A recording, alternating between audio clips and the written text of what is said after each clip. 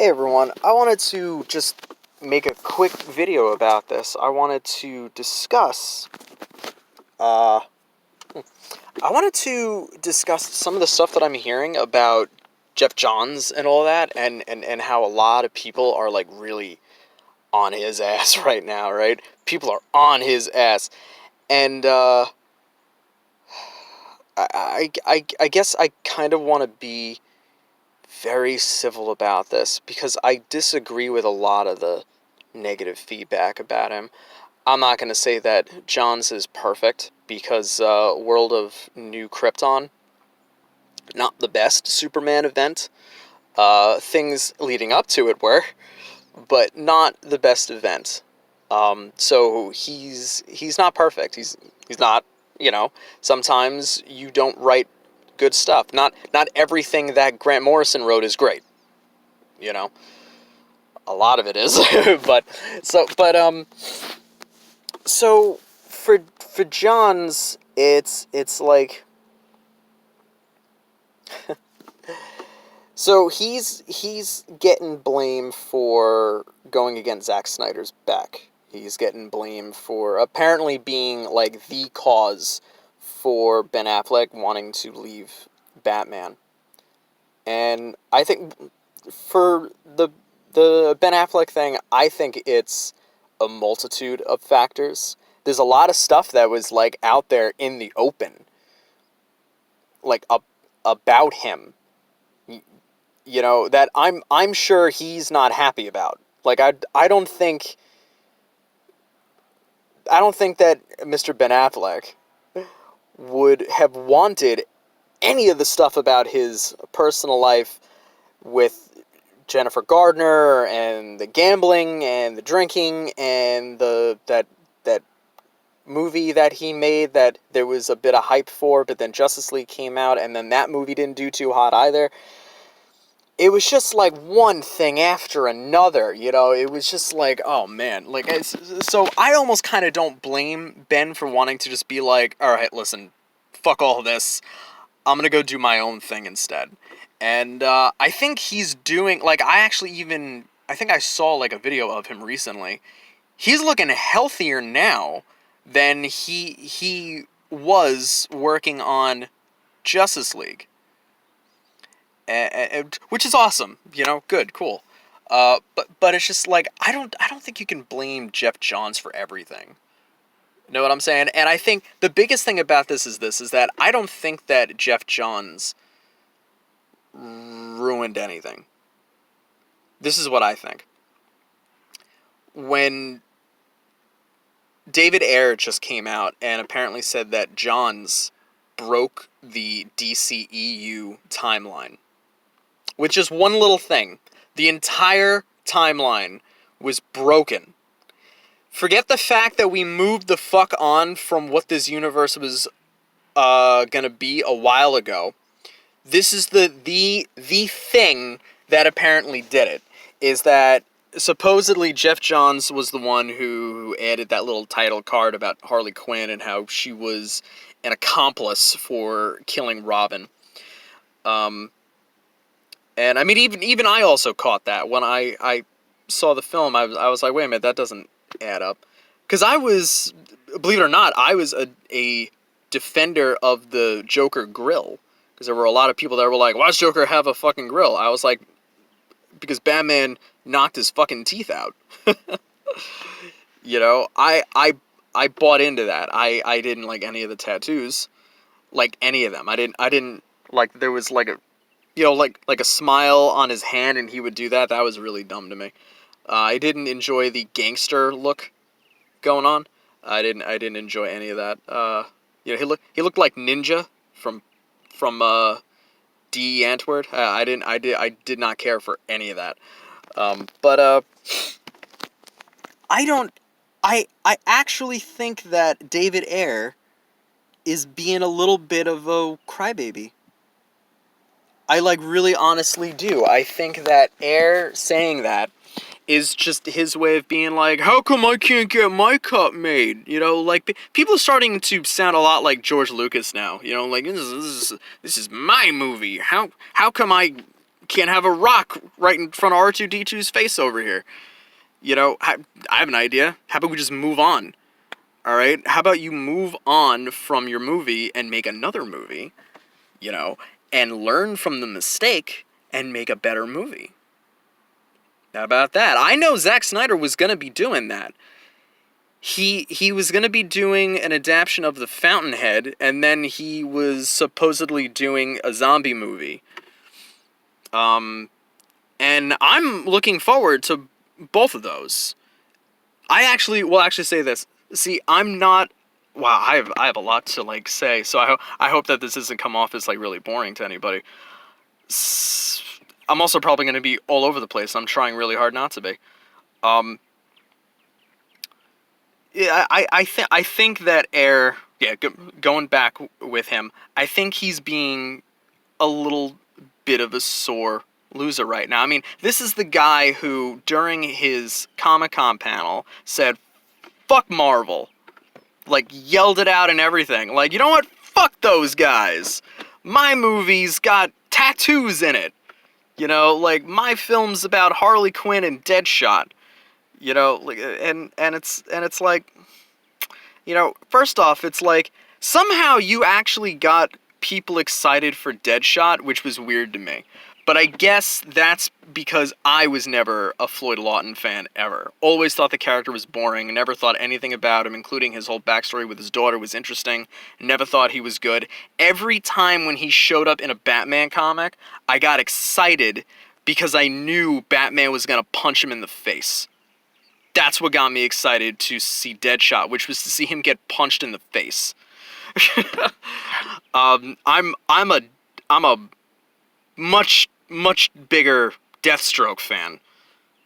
I love Slade Wilson. I've actually got some interesting thoughts about Joe Manganiello's supposedly his take on what would have been his Deathstroke.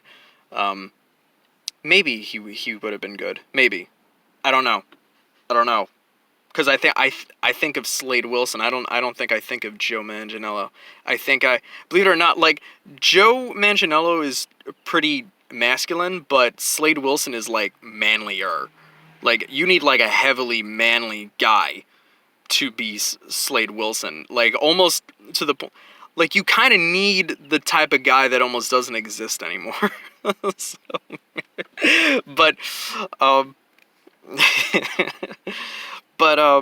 Like, look, when I hear this whole thing about, like, oh, Geoff Johns did this against Snyder and all this other stuff, and I can't help but think, like, okay, listen, the DCEU started off in a bad way, okay? Man of Steel, not everybody's favorite movie. A lot of that has really calmed the fuck down now, because another movie came out that made people flip a bigger shit over. Batman v Superman is not that great of a movie. It's just not. It's very boring.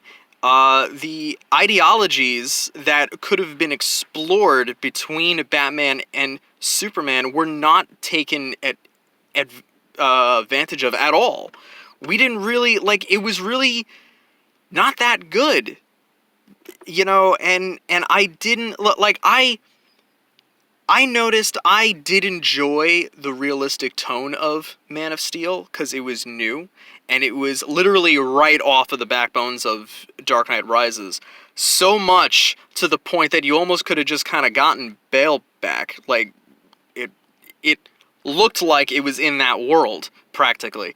BVS sort of changes that. Like, you don't, like, the world that is BVS is a little hard to kind of grasp onto. It's like, are we in the real world anymore now? Because Batman's doing a lot of crazy shit, and he's just a man.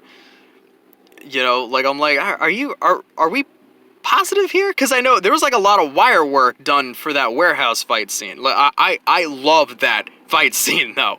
It's just like, when I also think, like, I'm like, okay, so we're in the real world, and there's that shot where Batman's up in the corner, and the way that he, like, moves out of the way, he's like a supernatural force, like, boom, boom, boom, like, he just gets away, and it's like, what the fuck? how how did he fucking do that? You know, it's like, well, we're not in a real world anymore. It felt like, so it's like tonally everything felt like it was just clashing. It was all over the place, you know. And so it's like, and then Suicide Squad comes out, and that was like heavily tampered with, and that wasn't good either. To be honest with you, I don't think Suicide Squad was going to be all that great anyway. Just like how I'm not 100% that the Snyder Cut's gonna of Justice League is really gonna be all that great. I am interested, I am, and I'm a little hopeful, because the Justice League movie that we did get really was not good. Even though there's a couple things that I honestly did like, though. Like I did like the after credits scene where Flash and Superman have like a little bit of banter and then they race. I like that. I liked that a lot. And I did enjoy hearing the John Williams Superman theme for like a little bit, and I also did enjoy hearing the Danny Elfman Batman '89 Batman theme for a little bit too. So those few things I'm like, huh, but everything else though is like, eh. So I'm not excited. I'm curious. I'm looking forward to it. But if it's gonna be anything like what we already got from the two movies that everybody did not, well, not everybody, but a large portion of people did not like. I'm not saying that Snyder's a bad storyteller, because actually, if you watch 300, he's very, very good.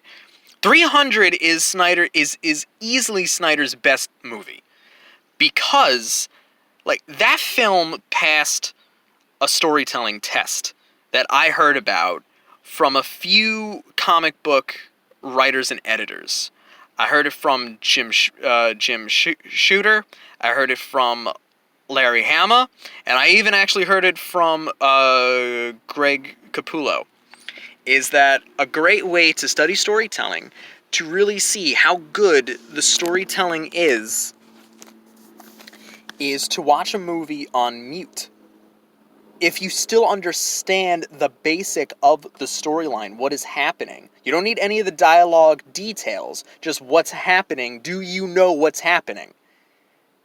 300, I tested it. 300, mute that movie, and you will still get everything, and you will enjoy the crap out of that movie, whether it is on mute or not. 300 is great. That is Zack Snyder's best movie, because he is able to utilize what he's good at, which was just great visuals. His visuals are so good. His storytelling is very good. What I've noticed is his dyslexia shows up when he starts to come up with something more complex. We need dialogue. We need to start coming up with all these different themes. We need to have Superman feel like this. Why? Why is he feeling like this? It is amazing how good 300 is on telling you everything in the simplest and exciting way, and yet BVS barely gives you answers with the visuals. You know, Batman v Superman relies a little bit more on people telling you what's happening, less on the visual on what is happening, which is a weird thing for Snyder to me, because he's so good at telling you a visual story without the use of dialogue. He doesn't need to. He can make a silent film and it'll be great. Just as long as he utilizes what he's good at, which is his visual storytelling. He's fucking superb. He's so good at it that it's like, why the fuck is BVS so muddled and so incapable of telling you its story? It didn't make any sense to me. These films were not very good. The DCEU was in a shitty spot from the beginning. It was in a terrible tone. It was just not in a good way at all. When I hear a lot of people say, oh, Geoff Johns ruined the fucking DCEU. Really? Man of Steel made 7 to 800 million at the box office. Okay, that's after Dark Knight Rises. Okay, so Warner Brothers is used to their DC films breaking $1 billion because Dark Knight and Dark Knight Rises. Okay, that any other time when a different DC film came out and they kept throwing money at it like they did to fucking Green Lantern, and then all this shit happens and nothing fucking comes out of it. And then you don't get a sequel and you don't get any of that stuff. So Man of Steel comes out, it doesn't make a lot of money. BVS comes out, it does... Well, no. Man of Steel did decent. I'm sorry. Man of Steel did fine. BVS comes out. That's the movie that, again, they did it again, what they did with fucking Green Lantern. They just kept throwing fucking money at it, thinking that that was going to solve it, and it didn't solve it, and the movie did not make enough. And it screwed everything. Suicide Squad, it did supposedly okay at the box office, or actually it did good at the box office. Why? I don't entirely know. Maybe I don't. So that might just kind of throw a lot of credibility to some of you as to what I'm about to say, but hear me out on this. After those movies, okay, after the Snyder and Ayer stuff, and also, sadly, a lot of the studio interference, Wonder Woman comes out. Wonder Woman comes out, it's fucking great. And a lot of people say that the third act of Wonder Woman is Geoff Johns' idea. Do you know what Geoff Johns' idea was? And this, I know for a fact. His idea was to redesign Ares. Because if you look at the original toy line to the Wonder Woman movie, Ares looked different. And Geoff Johns chose to have Ares redesigned to resemble his comic book counterpart just a little bit closer. Now again, a lot of people are like, well, it's fucking his idea that the third act is so bad. Why does the third act strikingly look like the third act of Batman v Superman? Why does it look just like Snyder's movie? Suddenly, Act 3, during that whole Ares fight, that looks a lot like what Zack Snyder's done. But the first two acts, which everybody claims that's what Snyder worked on, that's where all of the hope and optimism is in that movie. Are you kidding me right now? Does anybody not understand that Zack Snyder's films don't have any hope in them? There is no hope in any of his fucking films. None of them. 300. Everyone fucking dies. Watchmen. Where's the fucking hope in Watchmen? It's such a cynical story. Sucker Punch. Where's the hope? She fucking dies. Without justice, really. She's in a loony bin. She loses her fucking mind and then gets a lobotomy and fucking dies at the ending. The only movie that felt like there was going to be something going on was that Owls movie. And nobody even watched it. No one even watched the fucking Owls movie. I did. Dawn of the Dead. When everybody gets to the fucking island, they all find out that there's zombies there and everybody dies. There's no hope in Snyder's films. Geoff Johns, that's all he fucking talks about is hope and optimism. Through all of his comics, he comes up with some of the most character-testing villains and scenarios that the heroes have to come up against for them to really come out on top. It's like some of the most optimistic shit you've ever read.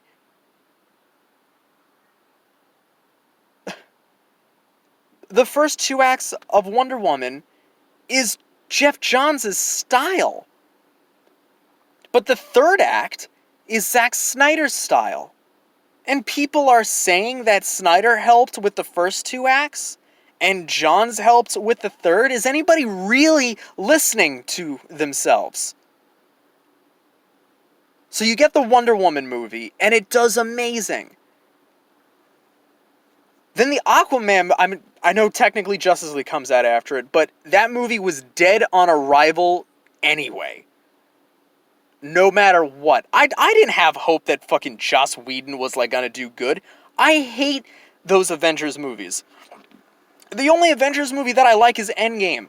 I think in Infinity War is boring, and I think that Avengers 1 and 2 is shit.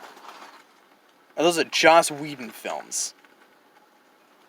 Save for Infinity War. But I know that Whedon made the first two Avengers, and I thought they were crap. I did not think that just because he was being brought on to now do Justice League, that he was going to be good now. No. That movie was dead on arrival, no matter what. In fact, it's the only film that had any sort of lingering elements of what Snyder was doing. So you got that sack of crap movie, but then you get Aquaman. Breaks $1 billion. The first DC movie since 2012 to break $1 billion. Think about that. Aquaman, okay? After Dark Knight Rises, we had Man of Steel, Batman v Superman, Suicide Squad, Wonder Woman, and Justice League. None of those movies broke $1 billion. Aquaman did. You know what Aquaman's based on? Geoff Johns' stories. Do you know who was heavily in that movie? Geoff Johns. Heavily involved with that movie? Geoff Johns. What comes out after that? The Shazam movie. Solid, good film. People really liked it. You know what that movie is based on? Stories by fucking Geoff Johns. Both Aquaman and the Shazam movie are very, very heavily based off of Geoff Johns' written New 52 comics of the same two titles. Joker comes out. I don't think we would have had Joker if any of this DCEU stuff kept on happening. If all the Suicide Squad stuff kept on being around and we were stuck with the Jared Leto Joker crap, we would not have had the Joaquin Phoenix Joker movie, which broke $1 billion fucking dollars. Holy crap. Like, one of the most profitable films due to technical money ideas is one of the most profitable films in the superhero genre. Probably since Deadpool, really. You know, why? Because it was so economic. It was so economically aware of itself. It was just like Deadpool. It was like, we're not working with a lot, and boom, it makes all this fucking money back. Deadpool profitable as all hell because it was so wise about being so small. And the Joker, same exact thing. Made so much money because it was so wise to be so tiny. To be so minuscule in comparison to Thanos is going to end the fucking universe. You know? And so it's like, the DCEU, I guess, okay, what I'm trying to, like, really say here, because I actually want to, like, really put an end to this. If I have more to say, then I will later. Geoff Johns, I don't think, ruined the DCEU. The DCEU began in a shitty situation. And the DCEU currently is not in a bad spot. Because the movies that started coming out after all this are doing good. Wonder Woman, Aquaman, Shazam, and Joker are all good movies that did good both critically and commercially. They're good films. They're better films than the two movies that Snyder did and the one Air movie and that Whedon bullshit. Those are better films. So much better that they're all getting sequels. Without studio interference. Did you ever also think about that? Wonder Woman, Aquaman, Shazam, and Joker especially did not have studio interference. Okay, Wonder Woman had a little bit of reworking due to the fact that that film was so close to all of the production that was already happening with the Snyder stuff. But guess what? A lot of that tampering did good. Nobody thinks about that. The fact that whatever amount of tampering that did happen to the Wonder Woman movie gave us good stuff. Aquaman was apparently, according to James Wan, was going to be the movie that he wanted to make since day one. Shazam, same exact thing. It was the movie that David Sandberg wanted to make immediately. And Joker, that was a passion project from Todd Phillips. All of those movies were made without studio interference, and they're better films. And they're moving on and away from the DCEU. You know, people, even Snyder Cut fans want a Flashpoint movie. That's based on a Geoff Johns story. So, do all you, like, just... Does everybody just hate him, but still want to see his stories adapted? Is that it? Like, you just hate him, you want him off, you don't want him near anything, you want him to get punished, you want all that stuff, but you want his storylines to be adapted into your films. You know what Geoff Johns is a lot like? And I know a lot of people have made this comparison, but I don't think anybody thinks about it this way. Geoff Johns is a lot like Kevin Feige, in a sense that nobody fucking listens to him. Geoff Johns wanted to make a Green Lantern movie back in the early 2000s, prior to the Ryan Reynolds, Greg Berlanti produced film that we did get, and the studio asked him, do we need The Ring? Those are the type of people that he has been dealing with when it comes to making these movies.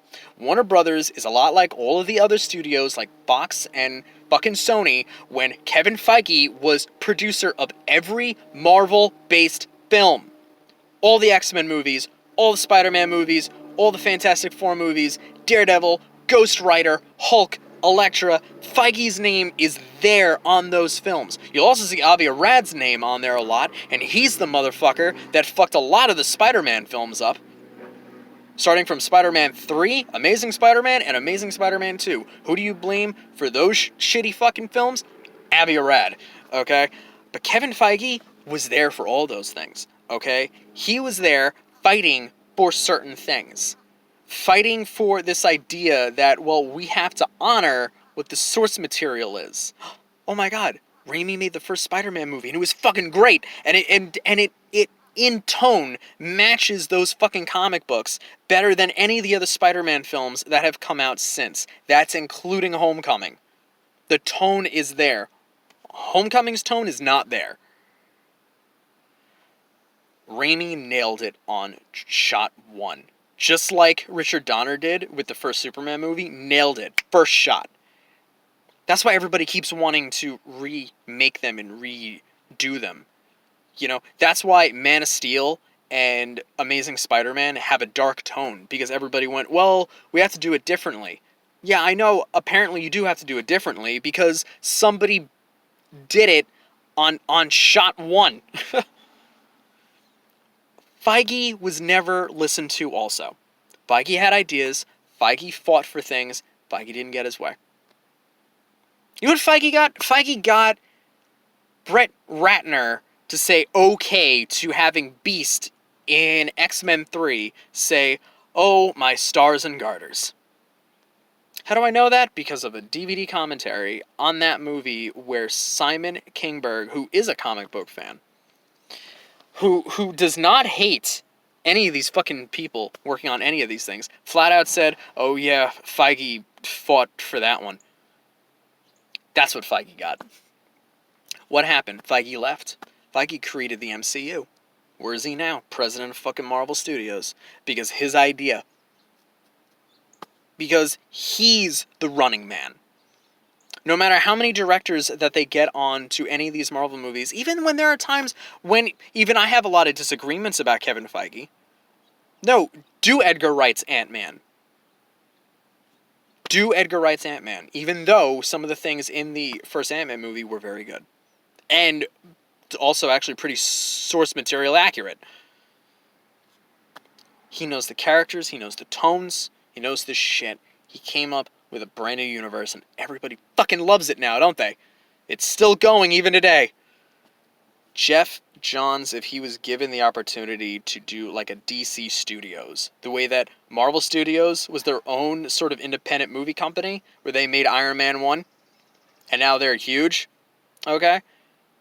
If Geoff Johns was able to be the fucking head guy who was able to get a director, get an actor, make a movie, make a Flash movie, or a Green Lantern movie, or an Adam Strange movie, or whatever the fuck, he could have made that shit work, and the DC Universe could have absolutely have actually taken off. If you tell him, don't fix anything, don't change any tones, don't do any of that shit, you know the fucking DC Universe just as well as Kevin Feige fucking understands the Marvel Universe. You got this. Geoff Johns could have done this, but he came in when all this shit was already a mess, and there's already a bunch of fans who just so happen to enjoy said mess, which is okay. Okay? There are fans of that would prefer the DC Universe be dark, and then there's fans that don't.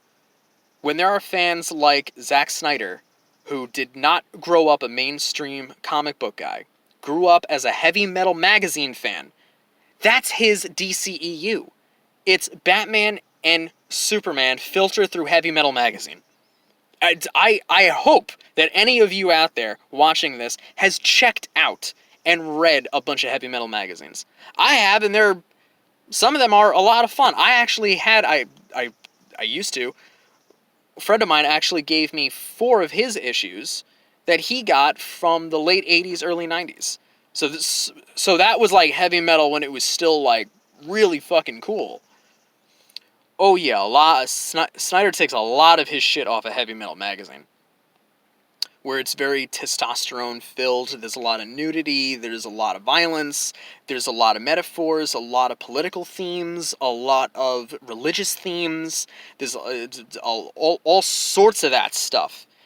It's just riddled in all of that because it's all very artistically driven, which is Snyder. Snyder is also very artistically driven.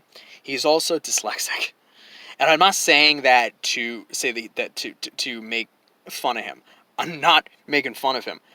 There's a couple times when I have a little bit of dyslexia too. I have to sometimes kind of read the same exact page in a novel for like at least 2 or 3 more times before I have to turn the page. It doesn't happen every time, but occasionally it does, because sometimes I'm like, okay, wait a minute, what did I just fucking read? Zack Snyder has that, and it's actually online. That is a thing you can read, like it's actually there. That explains why he doesn't understand Superman.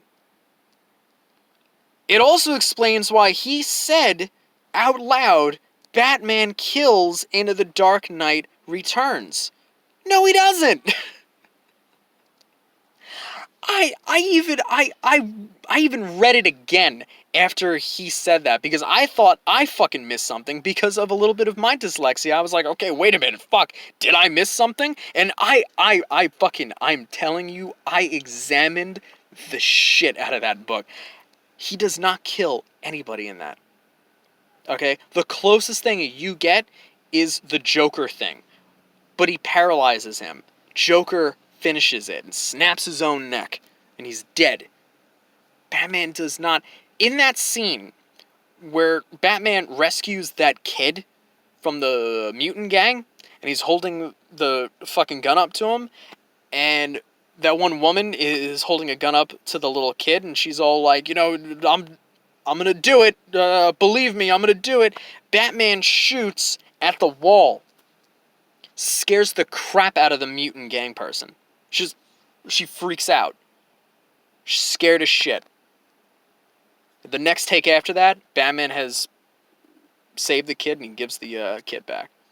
Why? Batman knocked her the fuck out, or she got so scared that she just gave the fuck up. She didn't get killed. You can see it. She's like this, and there's a bullet hole right here in the wall. She's like that.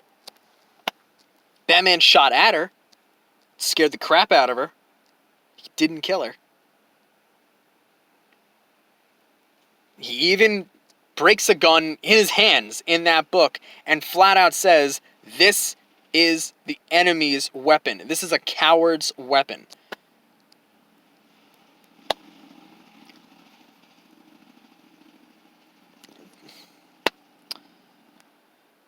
Well, the whole thing kind of turned into a bit of a rant. And I'm sorry. And that's all I really have to say about the matter.